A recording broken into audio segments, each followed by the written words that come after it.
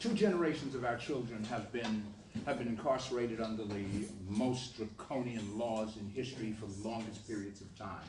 If you were president, what would you do to address the issue of mass incarceration of African Americans? Yes, I'm glad to say there's now a building bipartisan consensus that our system of mass incarceration has become a disaster on every level. So I would get rid of all private prisons. I think having prisons with a profit motivation is the opposite of what you want. That actually ends up encouraging recidivism and encouraging shoddy treatment of inmates. I would legalize marijuana and I would pardon everyone who's in jail for a nonviolent drug-related offense. I mean, what are we talking about pardoning billionaires for? I'd pardon all the nonviolent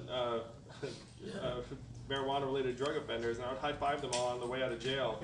On April 20th, 2021, it's going to be like a new mini holiday. And then, if you have this freedom dividend, when someone comes out of jail, they're getting $1,000 a month. All of a sudden, people are happier to see them. And they'll be like, wow, things really changed since I went in.